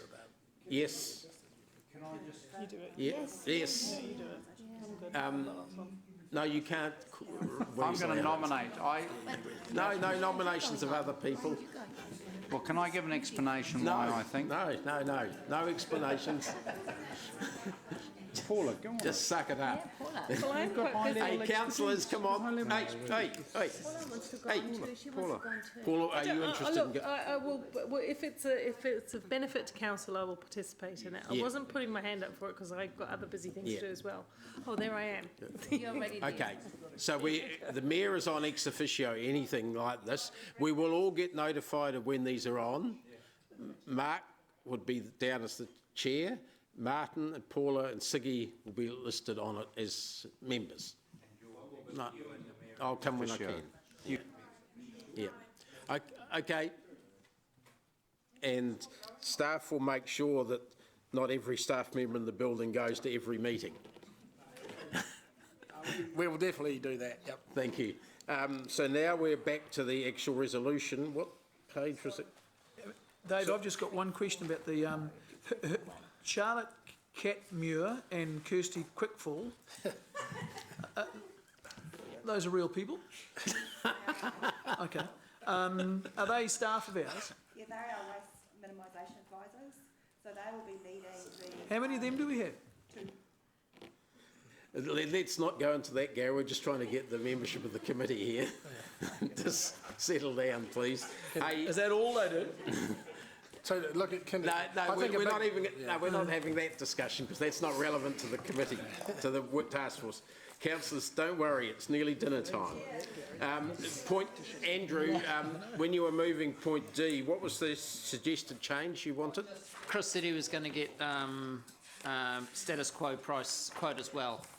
So it could possibly go under V, it could be 6, Roman numeral 6. Possibly, I don't know. Is it an appropriate place for it? An extra, well, it'll be new point D because D's become C. So I think it's better if we put in D that staff will obtain status quo prices for the committee to consider, for the task force to consider, and then we're on to approves the appointment of Councillor Bunting as chair, and as members, Councillors Gallagher, Southgate and Henry is the final part. Is that? No. Okay, I thought you were volunteering. No, just Okay. a question. Chair, don't we already have status quo prices Yeah. in that table on page 347? That's the 132. Yeah, no, what we... Isn't that We're not we have referring modelled- back to it though in the motion specifically. So, So it's just a matter of getting that specifically. So the status quo would be continuation of black bags, essentially without wheelie bins. Yeah, Is that- but just to be clear, what to compare apples with apples, we would need a current market price for the black bin service. so So For the black bag service. the black band, So that black bag isn't, service. that isn't already summarised in that middle table on page 347. No, but unless it's in the, it makes it clear if you put in the resolution that when we come back to you, we'll You will ask the have the contractors updated to version. tell us what it would cost to just continue with black bags with a current market price versus our wheelie bin option. And that that'll wouldn't help be a us. choice, it would be, it wouldn't be the choice that Rotorua's got where you can have one or the other. No, it's not a It would mix. be one, it would be wheelie bins or black bags Yeah. right across the city. That's the theory. I guess it will give you a lot of information to make some good decisions on. Yeah. The task force is going to have a look at them and come back to this body for a with recommendations and with update reports in the meantime as well. Sorry, I just had Angela then. sorry, E is circumventing the entire deliberations process. It needs to be a separate amendment, I feel. No, and that's what I said. It's a Oh, point. did you? Sorry, I didn't pick Yeah, that up, it's- because that, I mean, we're supposed to be deliberating on the weight of the submissions. No, but the last two ones are involving, sorry, I'd actually had it in front of the committee membership. It's not, the point B, Angela, is the results of the deliberations. Oh, yes, all of for today, it was just Mayor Andrews' E was tacked on, and it's not an E. It's, that, No, if you look at the recommendation in front of you, you've got A, receives the report, B, approves sorry. the proposed service to be included in the proposal, Yeah. which is the deliberations results. yeah.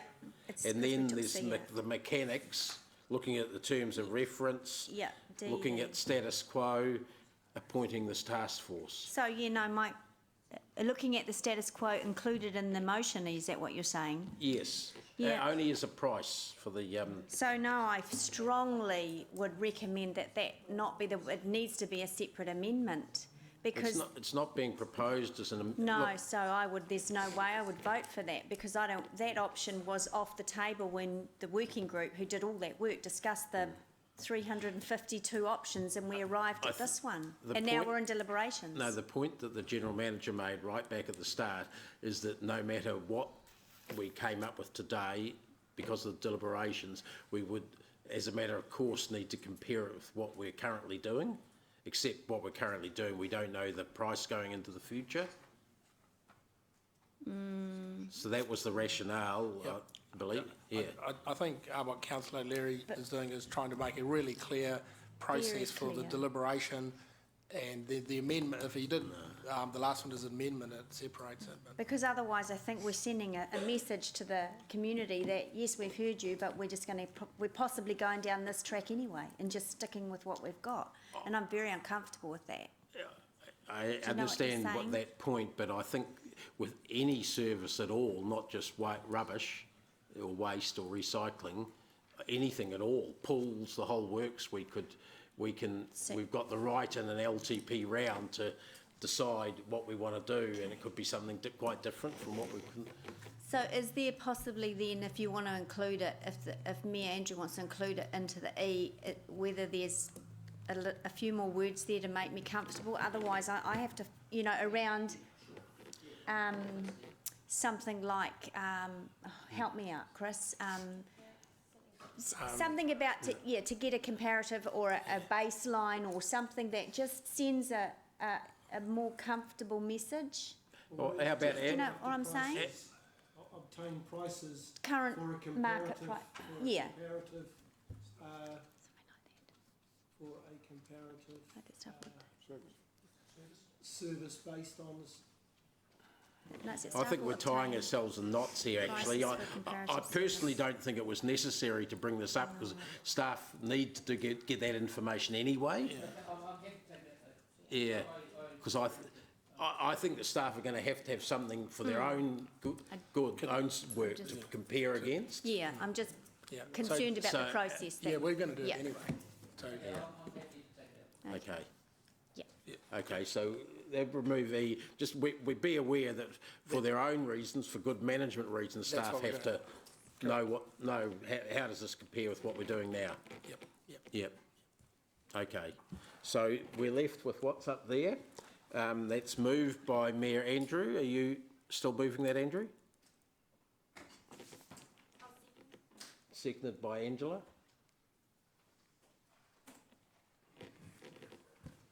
So do we have anyone wishing to speak to that on top of what we've already done? Councillor Gallagher only. Start the 5 minutes now. Right, well, I'm extremely disappointed and sorry that Councillor Leary is not going to join us on this working group, and her input's going to be missed, and I acknowledged her magnanimous in wanting to create spaces for new people on this organisation. But I do want to just note it's a given that the Chair, Councillor Dave, and the Mayor are ex officio, will come and go and will have input. And anyone else, obviously, and particularly any of the field trips and stuff like that. So I think I'd want to see that opportunities for other councillors to go on that. I just also, while there's been a little bit of banter, I think that this is a good example of a task force process, and I just welcome the 3 external members. People got really high skills, high qualities. I think we're really blessed to have those 3 people agreeing to come on with us, and then the support staff again. If you look at the support staff, each of those individuals in their field are very high blast individuals. I know they're on the payroll, they're staff, but they will bring a significant expertise. So I'm really pleased to see that. And then, as I've said, I have a particular angle on this exercise in addition to waste minimisation, and I'm hoping it's going to be a worthwhile exercise. And just finally, thank you very much for that comparative chart. So it was really interesting to see what Geelong and the City of Ipswich and some of the German, and just as a quick sort of guide and how that works. That was actually very, very helpful. Thank you for that. Yeah, thanks, Emily, and the whole group, because there's a lot of work involved in this for 2 years or 3 years. 3, yeah, thanks. Are there any other speakers? If not, oh, sorry, Andrew. Yeah. Oh, sorry, I forgot about that. Gary. Actually, I don't think I'll speak now. No, good. Gary's out. It's all been said. Angela. Thanks, Mr Chair. Just quickly, in my 9 years on council, this is actually the biggest level of service change we have ever done. And again, I want to thank the previous elected members, and I think that was Dave and Martin, I'm not too sure who else. Andrew. And Andrew, who was on this working group, because you went through 3,175 options and you arrived at one that was really robust and incredibly well received by the community. So I'm actually really excited about this, and when this does come to fruition, which we're pretty much there, I think it needs to be celebrated, because this, as I said, this is significant level of service change for our community that's tangible, that's on the ground, they're going to be able to see it. There'll be some teething problems, we've all driven around the streets and imagined 100 wheelie bins outside, but at the end of the day we're achieving incredible things for the environment and a much better level of service for our residents. So our comms has to be right. So that's a big job for this working group, and we have to start that really early, and the message has to be simple. But I think that we should be celebrating this when we finally get it up and running. I think congratulations to all of those involved, and well done to this council for supporting it. It's a big deal. Thanks, Angela. I think you've inspired Councillor Mallett to re-enter the list. We've got the incoming chair of the task force, Councillor Mark Bunting. For that, yes, look, I'm very excited about it, and I acknowledge, like Angela did, the work of everybody getting to this point. It's very exciting. It's interesting. I've entered this council an interesting time, so where the environment seems to have changed, and a lot more consideration is being given to how are we going to pay for this. And with that in mind, I'd just like to, I'm normally very supportive of staff and their reports, etc., but I'm pretty cross at this one, to be honest, because I've been banging on about advertising on bins quite regularly, you know, and I've got a similar reaction to what Leo just gave just then. Now, this is a very real issue because it is a great scheme, but I can tell you now, if we can't pay for it, it's not going to be happening. And I think we should be looking creatively at every single thing. Now, the recommendation we got here is, oh, look, let's just kick into touch until the task force came along. Well, good news, I'm the chair of that task force, so that's cool. We'll get some stuff done at last. But, you know, it's not too hard to look at this stuff. I did a 90-second internet search last night, and I came up with that, There's councils all over the world doing advertising on bins. So it is a very feasible thing, and I'd like to signal that I'll be driving that pretty hard, because if we are going to go for this, too much work has gone into it. It's too popular not to take seriously, but it's too damned expensive to do without any other consideration to further income. So we're pushing really hard for that as to who's going to pay for the thing. Thanks. Councillor Mallett. Thank you. And I'm very glad that Mark said that. Don't know that that's the right way to look at it, but certainly if you're looking at it in terms of protecting the ratepayer, I'm concerned that we are now in a new financial environment. We've all been told about it. This is one of the options that we have. It's not a we are by law required to be pick up people's refuge from their homes. Andrew says we're not. He's going to speak after you. Anyway, okay, well, I certainly assume that, well, it's certainly one of the things I consider to be a core service. Whether or not this is the most efficient way of doing it, I'm not sure. Whether or not it's the most economic way of doing it, I'm also not sure. So I just signal that I will be very, very concerned to looking at the cost on this thing.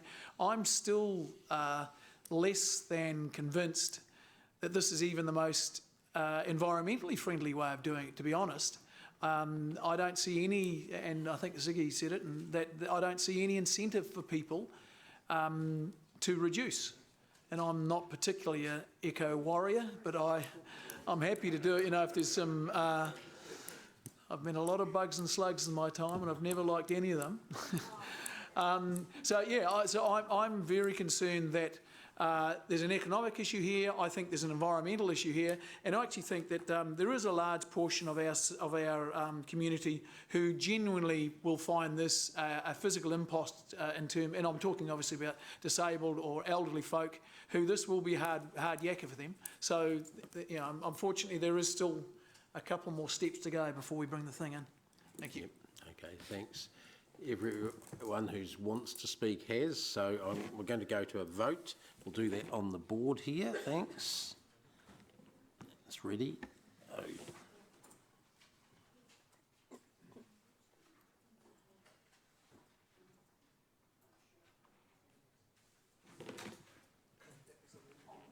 The motion is carried unanimously.